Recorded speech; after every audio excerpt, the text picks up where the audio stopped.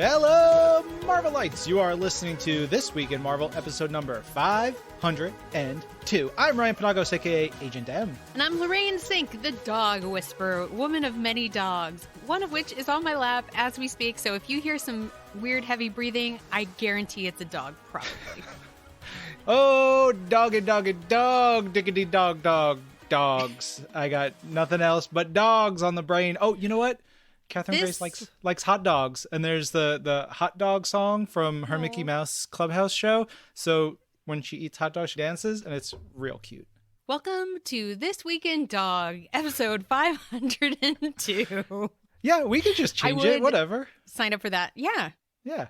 No, this is This Week in Marvel. If you're just joining us, we're going to talk about all the things happening this week in Marvel that we're hyped about, from games, comics, movies, TV, whatever's going on. And there's a lot going on this week. It's a big one. Yeah. Big week because we have a new series on Disney Plus, Marvel Studios Loki. I hope that you all have watched the first episode of the show only on Disney Plus. Ryan, we can finally talk about it. I know. And man, I am so excited about this series. Yeah, it's so good. It's so quirky and weird. The music is really good. The aesthetic is so unique and different from everything else, which is par for the course for Marvel Studios. They everything looks so unique to itself. Yeah, it's giving me mid-century modern surrealness. Ooh. Right? Yeah. I think the show is so beautiful. It's already got some great intriguing emotion. I love that this Loki has in all of the films. So it's a cool story to tell, and I can't wait to see where it goes for the series. And I don't know how it ends yet. Right? Me neither. We've seen a couple episodes, but there's stuff that is totally up in the air, and I have a lot of guesses and a lot of thoughts, but I can't wait to find out what actually happens. Yeah.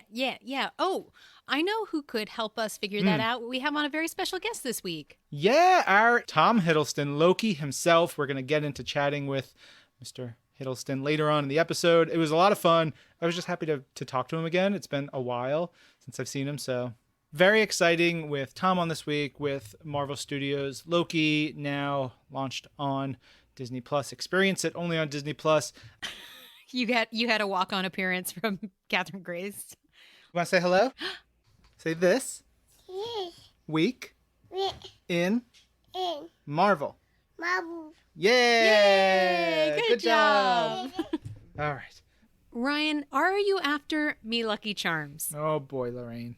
Well, I should say Loki Charms. If you guys haven't been on the internet recently, Lucky Charms is being shapeshifted into a new form as Loki Charms in celebration of Marvel Studios Loki. If you go to Mischievously Delicious or Mischievously Delicious, depending on how you want to say it, .com, you might still be able to get a box.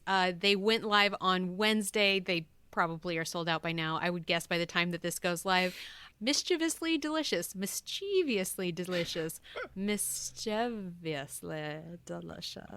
However you say it, I'm just waiting for my box to arrive. I know, and they have little Loki charms in them. They have, the little Loki marshmallow situation. Yum.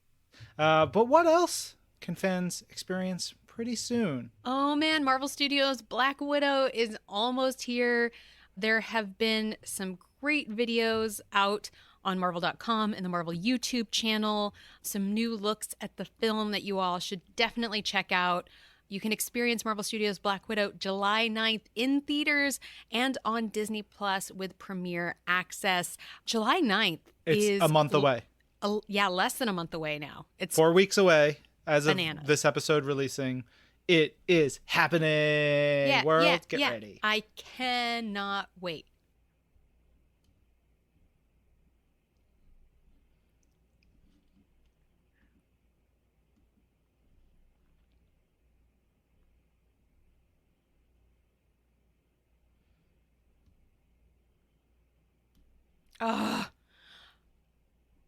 Honestly, so a lot of our Los Angeles compatriots are going to the parks and they're showing off all the cool stuff at Avengers Campus, and we're still staying home, but man, I cannot wait to get across the darn United States. There's so much cool stuff. Did you get to see Webb? The students at the Worldwide Engineering Brigade are working to invent these new technologies, and it just so happens that a young hero named Peter Parker is there. Ryan, have you gotten to see some of the incredible footage of Spider-Man? Yes, it's driving me nuts. Friend of the show and friend of ours, Jesse Falcon from Disney, who's helped create all of Marvel Legends and all kinds of fun stuff.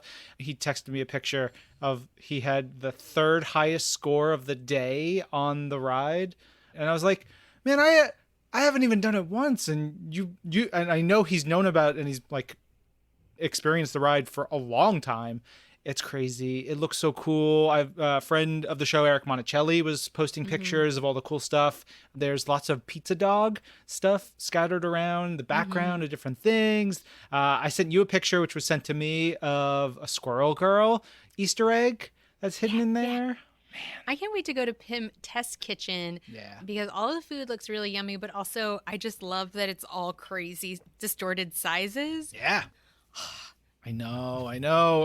And there's going to be a ton of stuff more to see and do and experience as time goes on. But even, there's the Ancient Sanctum, there's more fun food things, there's all the superhero experiences and meetups and all kinds of fun stuff that's going on.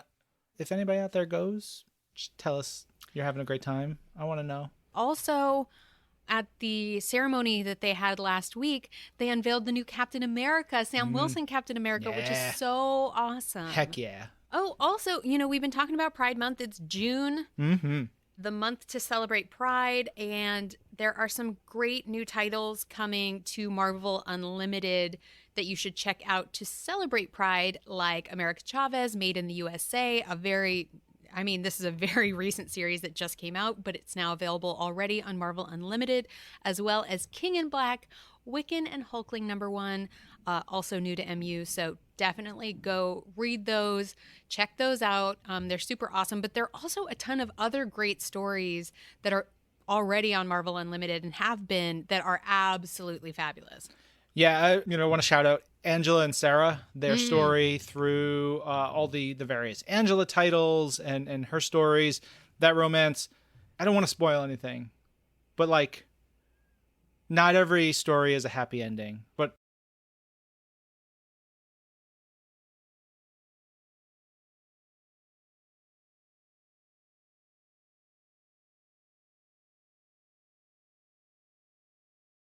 yeah. And definitely has her stamp on it, which I think is really special.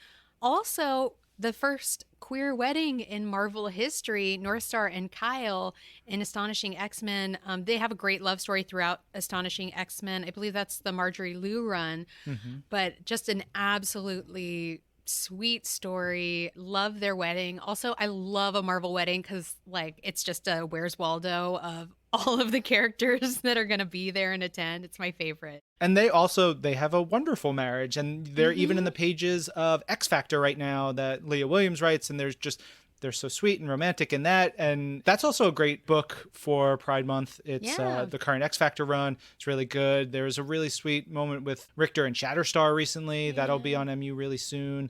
We're just talking about the X books, Mystique and Destiny. Yeah. If you don't know what's going on, Mystique and Destiny, they're married. They were together for a long time. Destiny died years ago, and Destiny's mutant power was to see the future. And it seems kind of problematic for the current state of mutant affairs, according to Professor Xavier and Magneto and some other folks. And Mystique just wants her wife back. And if you just think about that, if someone said you can have the person you love brought back to life that you haven't seen in years, but we're not going to do it for you. And they keep pulling it back and not just giving you the one thing in the world you want, and you are one of the most dangerous people on the planet, you're going to burn that sucker down. Yeah.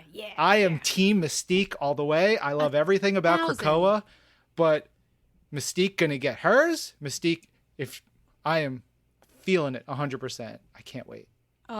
Also, just like wonderful that you can see that storyline going through from like what, 20, 30 plus years ago. Yeah, they've been together forever. Forever. It's the greatest. Oh, God, that first death scene is crushing. And so that is slated, it seems, to play out in the Inferno comic book that's coming later this year. So also, shout out to the YA titles for being like amazing in this respect, like Runaways, of course, you know, like my favorite team, the greatest, Carolina and Nico, of course, being the OTP, but just like an amazing group of characters. And in the OG run, Zavin, who is all genders, is just like the coolest, most interesting addition to the Marvel Universe. Yeah, and the current run is, I'll shout it from the rooftops, maybe my favorite book that we publish. And you can read 35 or so issues on Marvel Unlimited right now, so there's no excuse. Read those comics. They're really great. Oh, they're really great comics, of course. Young Avengers, you mentioned Wiccan and Hulkling a little bit, but can't hurt to say again, read some Young Avengers. That Kieran Gillen and Jamie McKelvey run is one of my favorite comics of all time. You get America Chavez, you get Wiccan and Hulkling, and then in addition you have like young Loki and all of these other amazing characters, Kate Bishop. Oh my God, that whole team is incredible. The way that story is told is incredible. Jamie McKelvey's art is so beautiful. It's so clean, but also like fashion. I just cannot get enough of it. It's the greatest. Go read all of those comics, report back. They are all officially my favorite. I know we're going to have a proper question of the week, but we would love to, throughout all of June, let us know what comics you love, what you would recommend someone who wants to celebrate Pride, what they can read on Marvel Unlimited, what are your favorite Marvel stories with queer characters. Let us know. Use the hashtag #ThisWeekInMarvel. You can email them to twinpodcast@marvel.com. And, of course, Mark, okay to read. We want to share. Yeah. So I mentioned the X books a bit because I'm deep in my X-Men cups right now. I am loving everything X-Men. I just did a fun X-Men project that'll be released in July and some other things. But the Hellfire Gala is currently going on in the pages of every X title.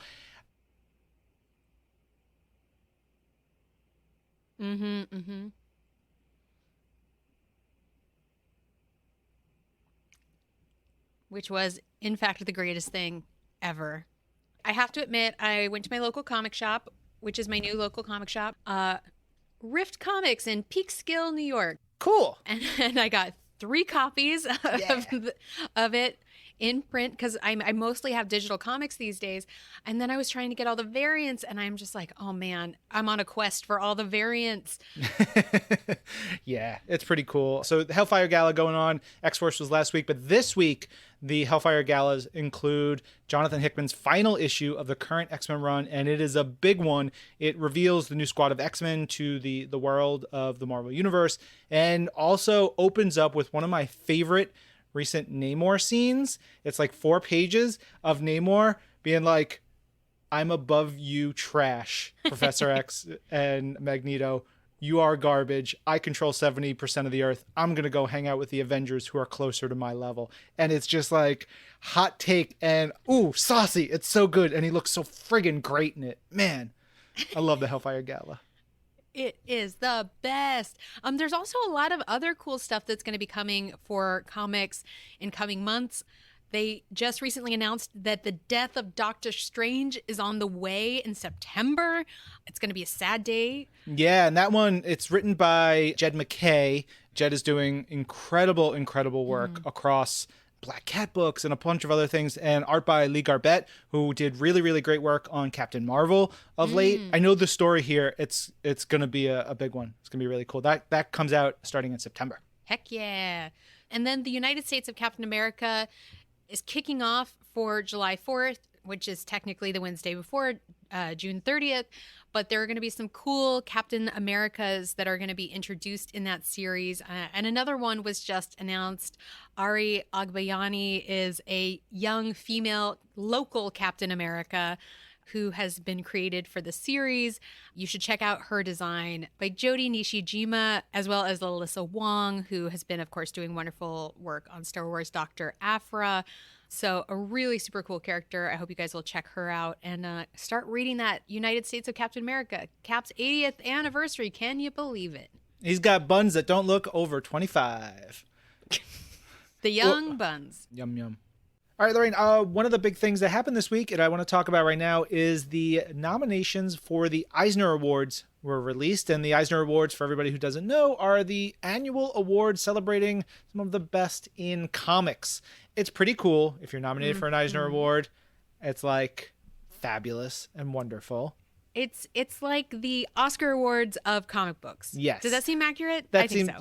Yeah, totally. So we at Marvel had a bunch of nominations for Best Continuing Series. Daredevil by Chip Zdarsky and Marco Checchetto was nominated. Best New Series, one that I wholeheartedly agree with, Black Widow by Kelly Thompson and Elena Casagrande. Wow, wow, wow. That book is so great. Please, please, please, everybody go check it out. Over on Best Writer, Jonathan Hickman was nominated for some of his X-Men work, and Chip Zdarsky was nominated for, among things, Daredevil and Fantastic Four X-Men. So the two of them will battle it out for supremacy. Best Penciler Inker nomination goes to Marco Checchetto for Daredevil. Again, that book, terrific. Everybody should check it out. Peach Momoko was nominated for Best Cover Artist for all of her amazing Marvel variants. Over on the coloring side, we have two Marvel colorists who are nominated. Matthew Wilson, who does a ton of books, including Thor, and Marte Gracia, who does Empire and Ten of Swords, and will be doing the upcoming X-Men book, and Planet-Size X-Men as well. So lots there. And Dave Stewart, who did Spider-Man. Oh, yes. Spider-Man issues that were colored by Dave Stewart. Good eyes, Lorraine. Over on the Best Lettering, one of the hardest working people in comics was nominated. Our pal Clayton Cowles over at VC, nominated for a ton of books, including Morbius, Ten of Swords, and more. I think he lettered the monumental Venom number 200, which will be out next week. So tons and tons of great nominations for the Eisners. Yeah. Kudos to everybody who is nominated. That is the greatest part, just to be recognized. Yes, it is wonderful to be nominated, and I'm sure it's even cooler to win one. So we will keep our eyes and ears peeled for the winners to be announced in 32 categories in an online ceremony during Comic-Con at Home on July 23rd. All right, let's talk about Marvel Unlimited again real quick, because starting this month, Alien #1 hits the service, which is really cool. I wasn't sure if the Alien books were going to hit Marvel Unlimited, but boom, Alien #1 by Philip Kennedy Johnson and Salvador Larroca comes later this month. It's a great book. It's a horror title. If you like the Alien franchise, you like scary monster stuff, it's good. It's nasty. I read issue 4, I think, yesterday, and it's a whopper. Speaking of things you can enjoy right now, Marvel's Wastelanders Old Man Star-Lord is out. Episode 3 came out this week. The first 2 episodes came out last week, so you can listen to all of those right now wherever you get your podcasts, or especially on SiriusXM. But I think we should listen to a little clip, give everybody a taste of the sweet podcasty goodness. Had my daughter with me that morning, Megan. She's the one who saw it first, asking me, "What's that in the sky, Daddy?" At first, I thought it was a plane. I could see the shape of it streaking above and the shadow of it sliding across the ground. And then, boom. Red! Hey, I know I was blindly drunk yesterday, but I think I recognize that guy. From Outpost 13? Rattlesnake Pete. Everybody just stay low at the window, all right? I say Red! How much ammo you got there, Red? Enough. Music to my ears. Red Crider! Get on out here! Bright side, crowd of bloodthirsty idiots is better than a Doomba. You hear me?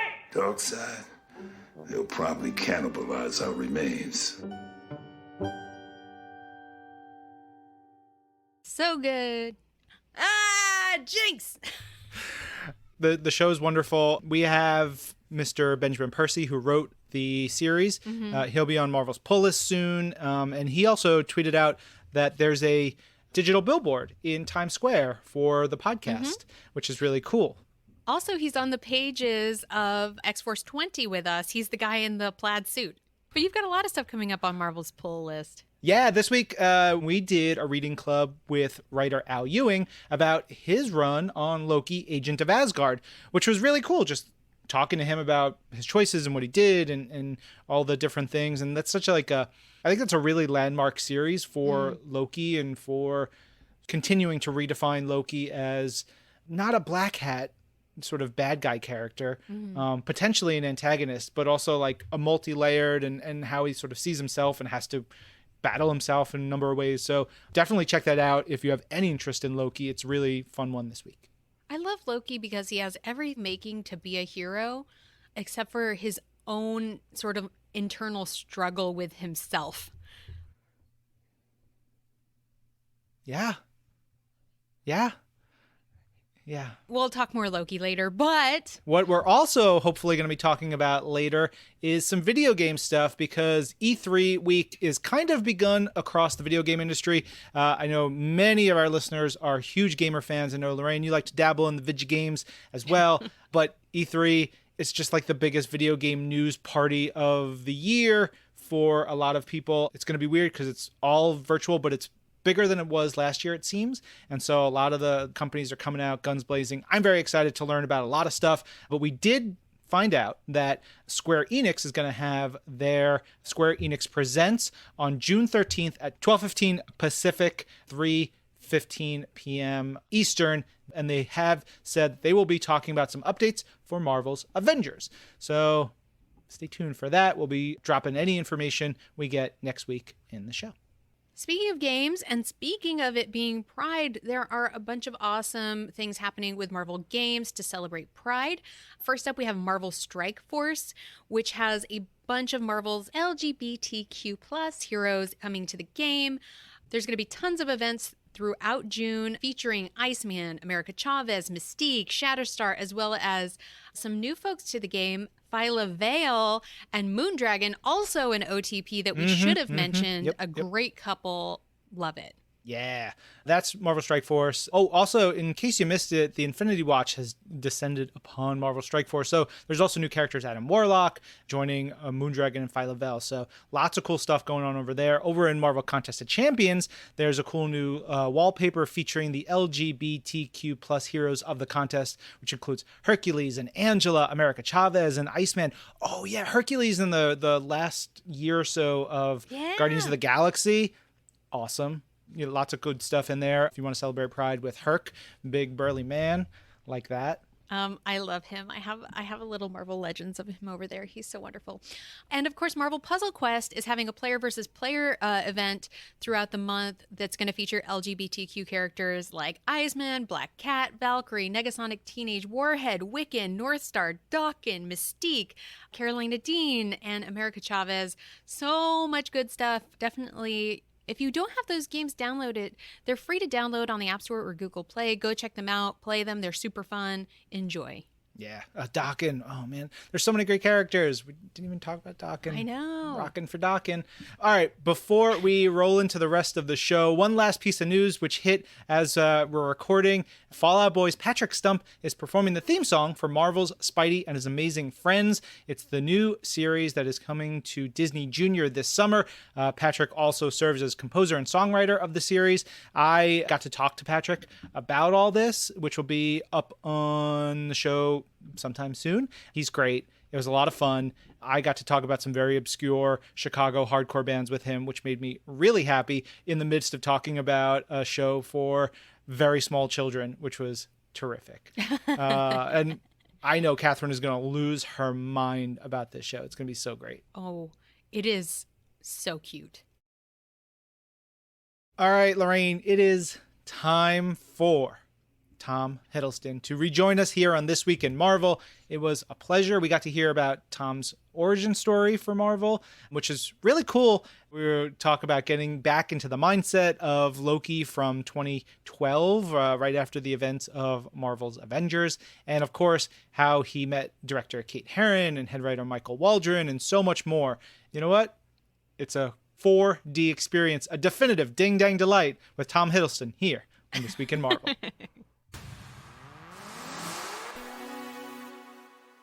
All right, so we'll kick things off because it's been a while since you've been on the show and since I've seen you. So one of the questions we like to ask now is, what is your Marvel origin story? And in the sense of learning about the characters, becoming a fan, not necessarily working, but just like, how did you first learn about Marvel and what they were? That's great. So my Marvel origin story is probably the Spider-Man cartoon. When I was a child, I would think. Loved that. And that's rewinding all the way back to when I was very, very small. Sure. And remembering that and sort of, watching it with my beans on toast and then running into the garden and trying to swing from the tree and probably falling off the tree. And then separately to that, I remember a very good friend of mine at school had a deck of Marvel supervillain and superhero top trumps. I don't know if you have these things in the States, but basically like Top Trumps was a card game and you could have all kinds of different categories. You could have like fighter jets or fast cars or I don't know, it was sort of, there was like a category and then, so you'd have a picture of something inside the category and then the kind of vital statistics and you'd split the deck in two and play with a friend. And then if it was your go, you get to choose which of those vital statistics to read out. And then if your number was higher than the opposite one, you get to take their card. Okay. And the winner is the person who ends up with all the cards. And the best thing about the Marvel superhero and supervillain top trumps was the top of my card might be Hulk and the top of your card might be Spider-Man. And if I picked agility, my number would be lower than yours. But if I picked weight, my number would be higher, so I would get Spider-Man. I would be able to win Spider-Man, but I wouldn't know if you had Spider-Man. You might have Thor, who I think was heavier than the Hulk. So anyway, and there was like a trump, I think literally a trump card was the one with the highest numbers on every category. It was like height, weight, speed, agility, and superpowers. Those were the categories. I can't remember what superhero was basically the highest number. It must have been Thor was pretty close. Sure. Wolverine maybe. I remember the highest one for the villains pack was Galactus. Makes sense. Galactus would win on everything. Sure. Asking this question so often, that's the first time I've ever heard top trumps as an answer. It's a really good game, by the way. If you can get your hands on these top trumps, I think my friend, he's still one of my oldest friends, and I think he still has those. I think he still has them. I mean, it's great. We should find out if we can just make them again, relicense them. Yeah. Thinking about, where we are right now, this year marks 10 years since Marvel Studios Thor came out. So that's 10 plus years of Loki inside your head. Yeah. What do you know about the character now that maybe you didn't back then? What do I know about him now that I didn't know? I think I know more about his many different iterations than I did back then, I suppose. That's really been really interesting in terms of his journey through the comics and different graphic artists, different comic writers, different imaginations, different takes on the character from different people. I remember early on, I went back to the Stan Lee and Jack Kirby stuff, and then I kind of went through Walt Simonson and up to J. Michael Straczynski. But I know much more about these other iterations of Loki, I suppose, the more contemporary ones, Daniel Kibblesmith. I know more about Kid Loki. I know more about the mythos, I suppose. And having played him, I know more about, it's really interesting because every time I play him, it's almost like you send out a musical signal and it echoes in the world and comes back to you through the audience. And I know more about what he means to people and what people find interesting about him and what people want to know more about him. And then very privately, I suppose, there's what I continue to find interesting about him too, so that I'm not constantly just recycling the same stuff or reheating, yesterday's recipe, I guess. So that's been a really interesting journey. He's a deep and profound character who contains a huge amount of complex feeling, and that feeling resonates out there in the readership and in the audience, I guess. 100%. I mean, even when I'll post something about a Loki comic or a toy, I can see how your performance and the films and everything have really influenced the fandom of Loki. And it's kind of beautiful to see. And I I watched the first episode again of Marvel Studios Loki this morning, and the moment where Loki finally like accepts who he is and that conversation he has with Mobius. Yeah. It was really great, Tom. It was really, really Thank great. you. Thank you very much. It was really thrilling to sort of play that scene because it's very unusual for him to sort of settle that much honesty with anyone, you know? I feel like Loki has, every time he's confronted with a demand for truthfulness, he's resistant and he tries to kind of get around it or get past it or make a joke about it or deflect it. And I'm referring to those scenes with Odin and Frigga and Thor, and constantly like where he just finds a way to wriggle out of that confrontation, and somehow in that scene with Mobius, there's no way out. There's no way past it. You've got to stare at his reflection and be honest for once. And that, to me, felt like a new flavor, which we could then use as a starting point for the next 5 hours. Yeah, it's interesting because of where Loki starts in the series. And was it strange or difficult or normal for you to jump into a Loki that hasn't experienced a lot of things that very much shaped his path and what we've seen him do and think about on screen? Yeah, it was definitely a bit of I had to do a little bit of thinking about trying to get back into the mindset of the Loki from Avengers in 2012. Quite self-possessed and with a very hard outer shell and very defended and very defensive and kind of pompous and grand and hubristic, you know.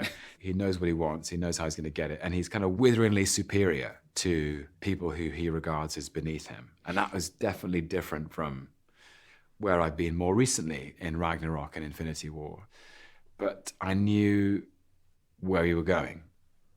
What I loved about the first episode is it's this Loki we all know, entitled and haughty and self-righteous and puffed up, and he's completely out of his comfort zone immediately. This very controlled character is out of control. He's stripped of everything that's familiar. There's no Asgard, there's no green and gold, there's no helmet, there's no magic, there's no Thor. There's just this indeterminately infinite bureaucracy of the TVA, and he doesn't understand it, and he doesn't know what the rules are, and his confusion was really delicious for me to kind of jump into. It shows. Thinking about, this series, when did you first start talking with Marvel Studios about continuing Loki's story on Disney+? So yeah, the first time I heard about it was around the time of the release of Avengers Infinity War, which is the spring of 2018. And I got a call from Luis D'Esposito, and he said that, he'd just come out of a meeting with Kevin Feige, and there were plans afoot for the launch of this new idea called Disney+. And they were coming up with ideas for what to develop. And, within half an hour, they'd all said, we should make a show about Loki. Somebody give Tom a ring. So it was, I was on the phone to Lewis, and because Infinity War was either out or it was about to come out, and I thought, hang on a second, the world is literally about to see Loki say goodbye. And so it was a bit of a 180, a kind of about turn for me to go, okay, how do we do this? I'm fairly certain that Thanos, I was there, I was there. It was pretty conclusive what happens at the beginning of that film. So, but it became a very exciting period of, what was nice is we had some time, and it was a very exciting summer of scratching our heads and working out how we might develop something. And everybody at Marvel Studios was extremely generous to me in including me in those early conversations, and were curious to know what I felt, in the previous 6 movies that I had made, what aspects of Loki I felt I hadn't explored that could be explored further. And I remember thinking, we had conversations about, his capacity as somebody who wields magic with great skill, and his shape-shifting and his mercurial transgressiveness. This idea of him inhabiting the nature of chaos itself And I can claim no credit whatsoever for the best idea that anyone had, which was the TVA. And suddenly it all started to crystallize of this very chaotic character in opposition to an institution that represented order, and the confusion for Loki about time, the process and unfolding of reality, and the delineation and determination of time. That these were things that would excite and infuriate and provoke Loki. And then we were off to the races and started coming up with stuff. Yeah. Do you remember your first conversations with director Kate Herron or writer Michael Waldron? I think, to me, it imagines like a parent sitting down with his kid's, first big date. And like, what are your intentions with my child? It was quite like that. It was, I do remember them very well. And I was in Los Angeles, and I think Michael Waldron he had written a pilot, and he was working away with a team of writers on the successive 5 episodes. And we met, and I actually spent a week with him, or 4 days in a writer's room. And I had read the first episode, and I thought it was brilliant. And we got along. He was so respectful, first of all, and he was so generous. And I thought his ideas were great. We basically met one morning for brunch, which kind of rolled into brunch, lunch, sort of dinner time. And then we got to dinner and we were like, should we meet tomorrow morning? Because I wasn't in town for very long. I mean, it was like kind of synchronizing watches, because we just wanted to download each other on sort of all of the data. And we were kind of workshopping that first scene with Loki and Mobius. And he initially, I think, was worried that the scene itself was too long maybe, and there was so much talking between 2 characters. And I was like, lean into it. It's so great. And the dynamic between Mobius and Loki is so great. And make sure you get Mobius to like provoke him in this way and needle him in this way and bring up this and bring up that. And Michael was like, oh, okay, Tom's in. And Michael and I still talk about those breakfasts that we had, because we didn't feel we had very much time. And they made us feel very close very quickly, because we were kind of talking about some quite profound ideas. So yeah, it was a great time with Michael. And then not long after that, Kate, I was doing a play in New York on Broadway, and Kate came, she kind of stopped off on her way to Los Angeles in New York to meet me. And we went out for this amazing meal, and then went for a big walk in Central Park. And it was so funny, because I realized, I remember I asked her within about 2 minutes, I said, what do you think this show is about? And she said, I think it's about self-acceptance. And I thought, okay, I'm in. And then she gave me this full pitch, and she had all these images and a playlist and architecture and paintings and art and references. And I thought I realized this was the thing that Kevin Feige and everybody at Marvel Studios had been so impressed by. But there was a funny thing, because the restaurant was quite busy. Bear in mind, it was 2019, this is pre-pandemic. And we both had to speak in code. And I can't remember what the name. We gave some names for the characters, like, I think it was like Peter and Josh or something. It was sort of, what can we call, or Adam, like, so Adam is going to get arrested by the DMV or whatever it was that we had said. And then he's going to show up, and then Michael or like Peter is going to ask him some questions. And we would try, and I was like, and I would go, wait, which one is it? Which one's Peter? Which one's Michael? Yeah. Because we didn't want anyone to know what we were talking about. So that was a long running joke. But yeah, I always think of my 2 meetings with Kate and Michael as a kind of moment of synchronizing watches. Always loved that phrase anyway, that everyone's just telling the same time. No pun intended, but making sure we all knew what the time was, and we could sort of email or call each other at any time of the day or night with a good idea. So yeah. Tom, thanks so much. It was good to see you. Good to talk to you. Thank you, Ryan. Likewise. Oh, that was all you promised and more, Ryan. Tom Hiddleston, what a just lovely human being. He was absolutely amazing. And, stay tuned on This Week in Marvel, because we might have some more folks from Marvel Studios Loki in the coming days, weeks, months, years, centuries ahead.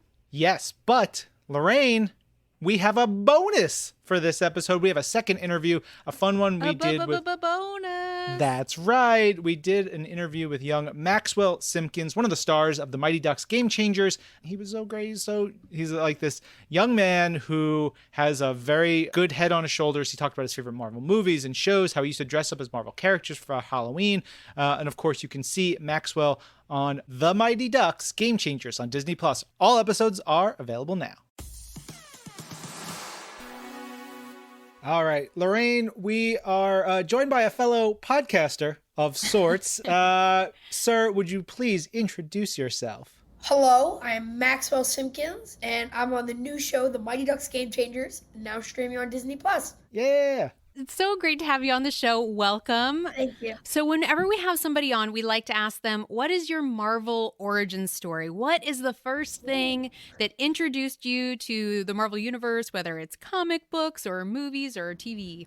Yeah, of course. Who doesn't love and know Marvel? My original favorite superhero was Spider-Man. I grew up as Spider-Man. Every single year, besides when I was 2 years old, every single year, up until like 2 years ago, I dressed up as a superhero. Every year, always a Marvel superhero. I've been Iron Man, I've been Hulk, I've been Spider-Man, I've been War Machine. I was Thor one year. You name them in the Avengers. I was Captain America. I've been everyone. So, yeah, of course, I don't remember the name of the show, but it was a cartoon. A couple years ago, it was a cartoon. It had the Avengers and the X-Men all in it. It would come on during the summer, and after summer camp every day, me and my friend, we'd go watch it at his house. And I just remember loving it so much. And yeah, my brother, he loves superheroes so much. So it's really cool. That's awesome. When you were dressing up, did you like you and your family make the costumes, or did you buy them? Yeah. I've recently been making my costumes, but back then I was like 5 through 10, so I couldn't. But me and my brother would always dress up as a duo. Like whenever I'd be Iron Man, he'd be War Machine. When I was Hulk one year, he was Red Hulk.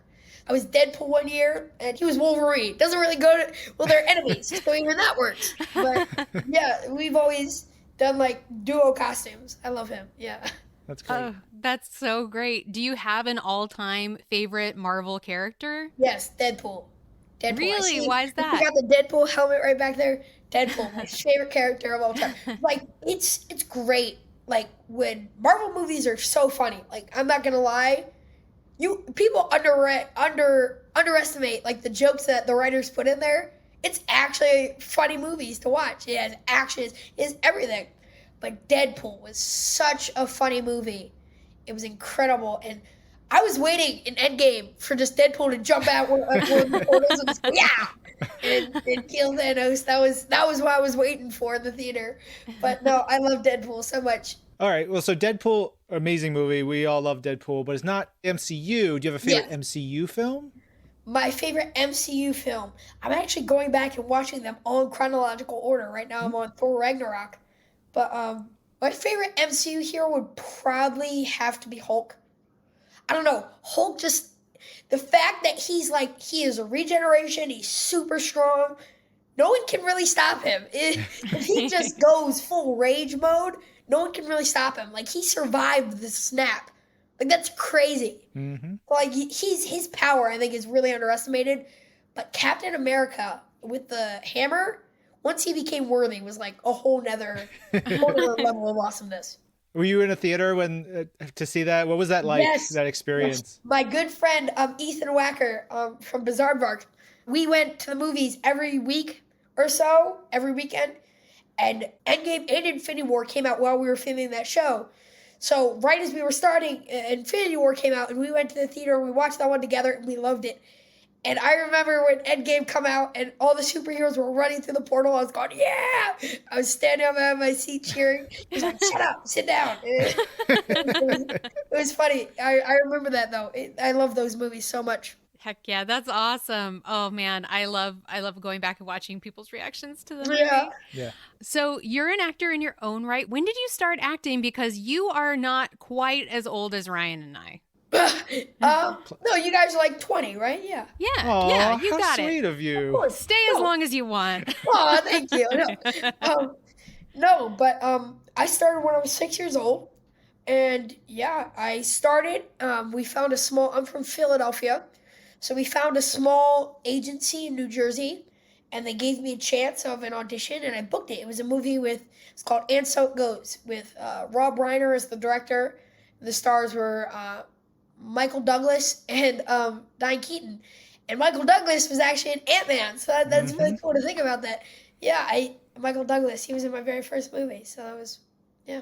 That's some pretty fancy company for a first film. Yeah, seriously.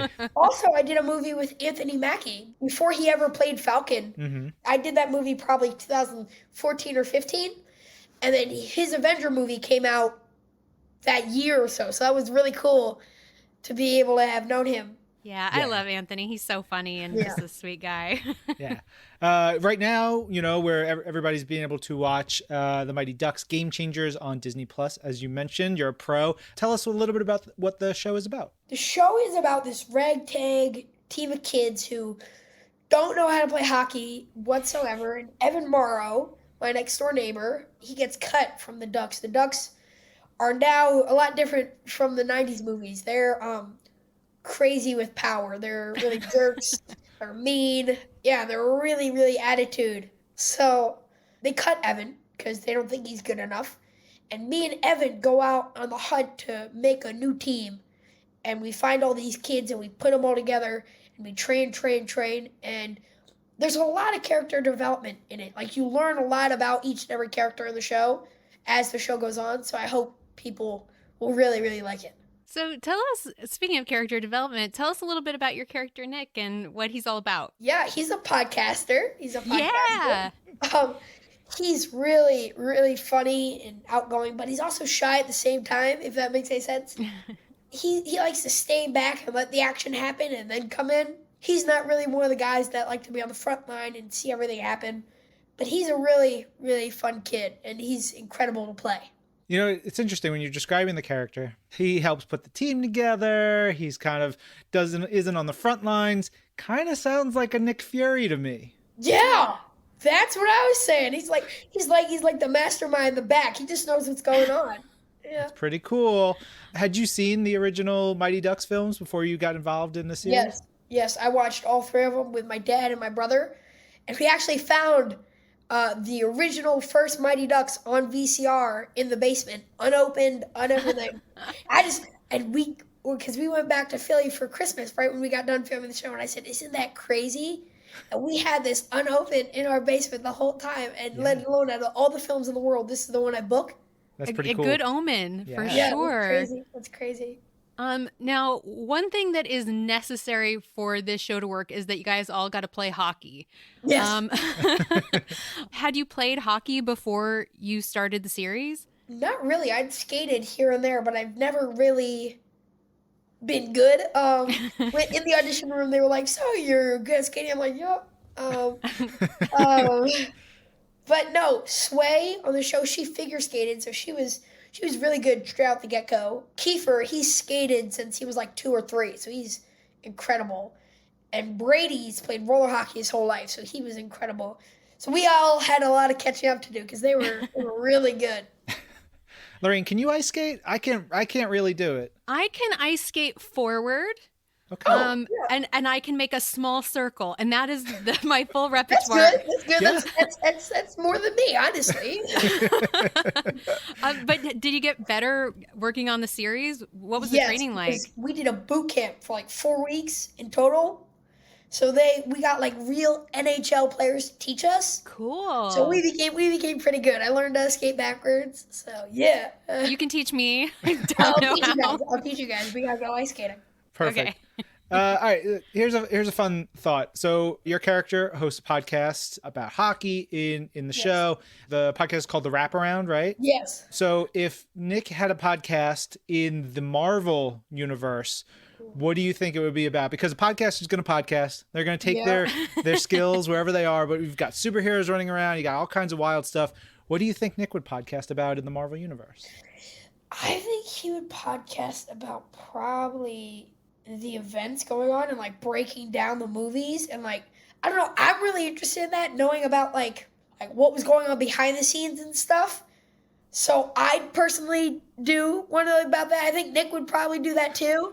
But I did a movie with the guy who did all the makeup and stunts for Infinity War and Endgame, and he'd tell me all these cool scenes. Like he told me Chris Hemsworth loves jelly beans, and in a bunch of scenes you'll see that there are little jelly bean wrappers in the back, like not exposed, but he tells me that there would always be jelly bean wrappers behind the counter or something. He'd always be snacking on jelly beans. So that's something cool, I think, which is yeah. That's how he has the 6-pack. All the jelly beans. All jelly beans. All the jelly beans. It's a jelly bean pack. Exactly. So the wraparound in the Marvel Universe is just like the details that nobody tells you. Exactly. I love it. So I want to play a little game, which is if you had all of the characters in the Marvel Universe and you were going to divvy up a couple of them to the Don't Bothers and to the Ducks, which Marvel heroes and or villains do you think belong on either team? Oh, man. I think if I was going to break it up, I think Wolverine would be on the Don't Bothers. I think the Hulk would be on Don't Bothers because we have DJ and he's on our team. He's like crazy, goes sicko mode, as you could say. So that's kind of the Hulk. I think I'd be Iron Man. So I think those guys. But I think Loki would be on our team. He's like a bad guy, but like turns. I'm not gonna give any spoilers away for the show, but some stuff goes down. So Loki definitely. I think on the other side would definitely be Thanos. He's a beast. I do think though. I do really think Scarlet Witch would definitely be on the Ducks. Probably. Messing with their mind and the trash talk. I think so. I like that. That's a good trash talk. Yeah, like I said, very Nick Fury-esque here. You got a mind for putting this all together. It's really good. I think Nick Fury would be Bombay. Coach Bombay. He'd be Nick Fury. There you go. Organizing that team. Yeah. Maxwell, thanks so much for joining us. When our fans go and check out the Mighty Ducks Game Changers on Disney+, what do you want them to take away from the show? What do you want them to look for and enjoy out of the show? Just never give up. No matter how many times in life you fall down, it doesn't matter about how many times you fall down. It's about how many times you get up and keep going. It's even in the Marvel Universe. When you die, you don't die until you've lost. It's not over until it's over. You know what I mean? So you can always get up and keep trying, keep going. And as long as you take 2 steps forward, when you take 1 step back, you're at least making progress. And I think that's just in life too. So you always got to remember, it's not about when you're down. It's about moving yourself so you can get back up and keep striving for greatness. So I think that has a lot to do with the show, and I hope people take that away from the show too.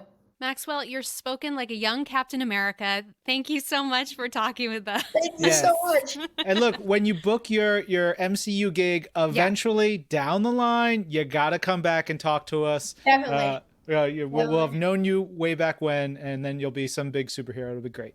That sounds incredible. Fingers crossed, knock on wood. Awesome. Thank you. Well, thank you so much. It was incredible talking to you guys. Oh, Maxwell, what a sweet kid. Had great insight into the heart of a hero. Just a delight. But we're not done yet because we have more shows to talk about next week. You are right, Lorraine, because next week we're all about Marvel's MODOK on Hulu. We have Amy Garcia and Jordan Bloom. Amy plays Jodie on the show, and Jordan Bloom is the one of the executive producers and showrunners and creators of the show. I'm very excited. I get to talk about MODOK again, forever, and it's really good. So we're going to do that next week. We're going to have them on. So with that in mind, our question of the week should be, what is your favorite thing from Marvel's MODOK on Hulu, or if you are watching it on Star and Disney Plus around the world? I know you haven't seen all the episodes yet, but favorite thing so far. So could be a favorite moment, a favorite line, a favorite episode. Do you like that MODOK calls Iron Man a wet? Do you like the fact that MODOK's mom mentions he has a womb-destroying head at the very beginning of the show? There's so many wonderful bits and lines and moments throughout. Lorraine, do you have a favorite? I like that they have used Third Eye Blind to be a passionate love anthem and deeper metaphor for the show because it's ridiculous and I love it. Yeah. It's so wonderful. I can't wait for you guys to listen to both Amy and Jordan. Also Amy, like shout out to Amy being a hardcore nerd in her own right. That just brought me great joy, the best. But you guys can tweet us your answers using the hashtag This Week in Marvel. You can email them to twinpodcast@marvel.com, or you can send a message to our Facebook page at facebook.com/thisweekinmarvel. And of course, please make sure to tell us it's okay to read on the show. This week, we are all about Loki once again. So the question of the week we asked y'all was, what moment from Loki's history has been your absolute favorite so far? First up, we have a tweet from our pal, Karis Pollard. At A. Karis Pollard. She says, it's really tough picking a favorite Loki moment as he's full of fun ones. But as a full-on Cap fan, the bit in Marvel Studios' Thor: The Dark World where he pretends to be Cap will always have a place in my heart. Awesome acting by Tom Hiddleston and Chris Evans as well. Yeah. Next up, we have the Kawaii Prince at Colin J, who says, hi, Ryan, Lorraine, and James. My favorite Loki moment in comics was my drag brunch with Loki. I think the parallels between drag being an illusion and Loki being full of illusions while also being in drag as Kate is just genius. I love that. That was Anthony Oliveira, who was on the show and we chatted with a while back. Just a delight. I love too that, you know, he's a huge fan of drag. And so he brought his own love of drag into the series. Truly great. All right, we've got a tweet in here from Rodrigo Marcondes at MarcondesR10, which says, hi, Ryan and Lorraine. My favorite Loki's moment in the MCU is definitely all the scenes with him in Marvel Studios' Thor Ragnarok, especially when Hulk smashes his brother, as well as your savior is here, and one of the best, funniest moments during the movie, Get Help. The elevator scene, gotta love it. I also love those moments where they explore Thor and Loki truly as brothers who used to play together and hang out. I love that too, just about sort of Taika Waititi's vision of those characters. Of being like, well, what would it really be like to be two like godlings growing up together, like messing with each other? Yep. From Heather G, Loki moment, his arc in Marvel Studios Ragnarok where he starts as a fraudulent Asgardian hero and ends with your savior is here. And while it's full of megalomania, it's also full of truth. For the first time, he is a hero to his people. Wow. Mm-hmm. All right, we have an email in here from our pal Aiden. He said, hey, Twim, it's Aiden, still 11 and in the Golden State. Loki is a pretty fun character. He's hilarious. I love to hate him, and all his relationships, whether it's with his siblings or his parents, are so complicated. You guys asked a pretty hard question, but I'm going to have to say my favorite Loki moment is Get Help, which, in case anybody forgot, was from Marvel Studios' Thor Ragnarok. Get Help is probably one of the funniest parts of the movie. Also, who here doesn't enjoy watching brothers bickering in an elevator? You're a fan, Aiden. Thank you, Aiden. We always love hearing from you. And Get Help, it's a big hit. Everybody loves Get Help. It always works. Next up, we have Joanna19 at Ioana Agora 1921, who said, okay, I have so many fave moments from Loki's history, but I beg your pardon, is number one. Terrific. All right, we've got more in here. Let's roll through. And we got Dancy Doe votes Loki at Yoko Doziel, which says the scene from Marvel Studios' Thor Ragnarok when Thor is in the spaceship and thinks that Loki is just a projection. So he throws the bottle cap at him, saying he wishes he was there. And Loki catches it and says, I am here. Just 3 words, but always makes me tear up. Oh, the best. Next up, we have Julia at Jewel Angel, who says, my favorite is the best and the saddest when he says, I, Loki, Prince of Asgard, Odin's son, in Marvel Studios' Avengers Infinity War. He finally accepted that he was Thor's brother and was going to try to save what was left of his family. Broke my heart. Oh, I know, such great writing and delivery. Yeah. All right, from Udian Parasar at Parasar Udian, they say, one of my favorite Loki moments has to be Loki and Thor meeting Doctor Strange. Loki hitting the floor hard and screaming, I have been falling for 30 minutes. Classic. Next up, we have Loki is Awesome at Loki is Awesome 1, which says, when he's on Sakaar and the fight is about to start, and then Hulk comes out and Loki's face just drops. And when Thor and Hulk are fighting, Loki just cringes. It's so funny. Well, yeah, he does know what it's like to be thrown around by the Hulk very violently. Ouch. All right, one more from Ariane at Abel Hanea. which says, my favorite is definitely the one that made me fall in love with him in the first place. In Marvel Studios' Thor: The Dark World, the illusion dissipates to reveal Loki lying on a cell's ground, bleeding, devastated, mourning. I felt so shocked to see all of his vulnerability. And then we have this one from the overpowered tech lord Alex Pendragon. I know everyone is talking Loki, but I have to shout out how fabulous the This Week in Marvel crew looked at the Hellfire Gala last week. James, bow ties are cool. Ryan, rocking a sash like I wish I could. Lorraine, wolf whistle, but not in a creepy way.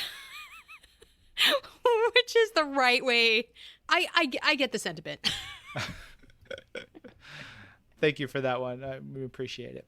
All right, we've got an email in here from Matt. Matt says, hey, Twim. I hope you all had a great Monday and are as excited for Loki as I am. Today, I watched an episode of Daredevil and started doing some digging. I found some info about Earth 61615 and really started digging into it. The stories and the whole plot of that universe sound so amazing and different than everything else I follow in the 616.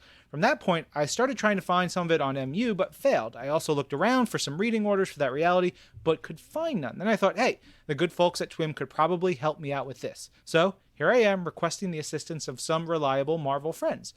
Also, I gotta shout out Donnie Cates. He never fails to deliver. Looking forward to his Hulk run, plus big shouts to Peach Momoko. She has definitely grabbed my attention quick. Looking forward to her new projects as well. Thanks so much for your time and have a wonderful evening.